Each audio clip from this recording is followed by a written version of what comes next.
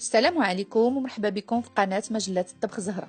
اليوم إن شاء الله الوصفة هي المعقودة، الأكلة الشعبية اللي الكل كتعجبه، ولكن ما كنجحوش أنها تكون تماما فحال المحلات. أنا اليوم غادي نعطيكم الوصفة الأصلية وغادي تعرفوا علاش ما كتجيكمش فحال المحلات.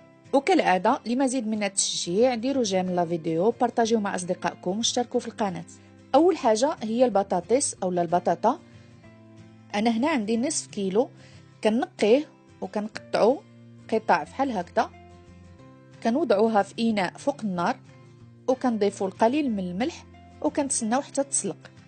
ملي كتسلق كنصفيوها وهي باقيه سخونه، كنديروها في إناء واسع هكذا وكنضيفو عليها القليل من الملح وكنبداو نضغطو عليها حتى كتولي على شكل عجين، وكنضيفو عليها الفلفل الاسود كميه معقوله وصافي.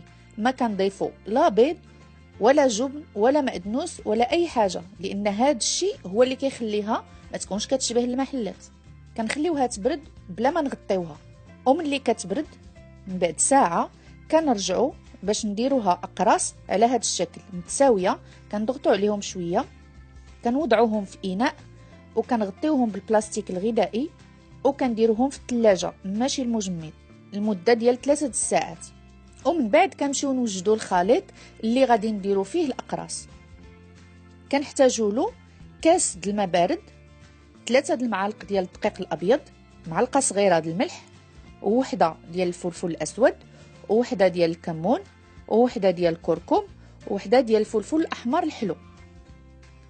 وغادي نحتاجوا معلقه صغيره اخرى ديال الخميره مذوبه في شويه د الماء، الخميره د الخبز، يعني الخميره الفوريه اولا الخميره طريه.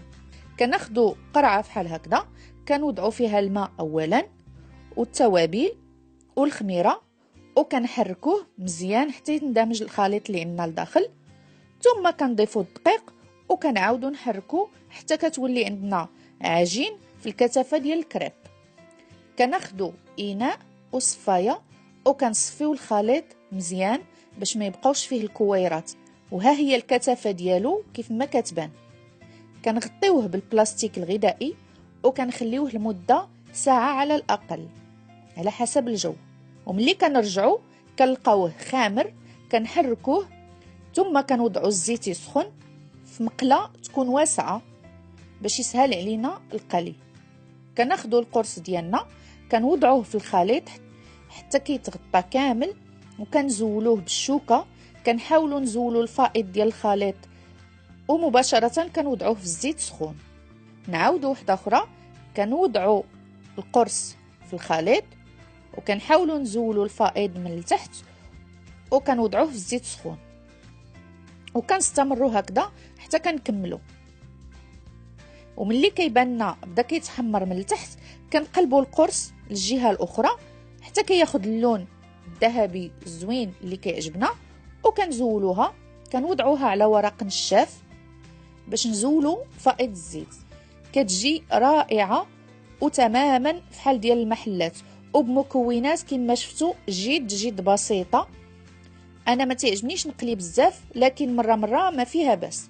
نتمنى الوصفه تكون عجبتكم وشكلها شهاكم باش توجدوها، والى وصفه قادمه ان شاء الله.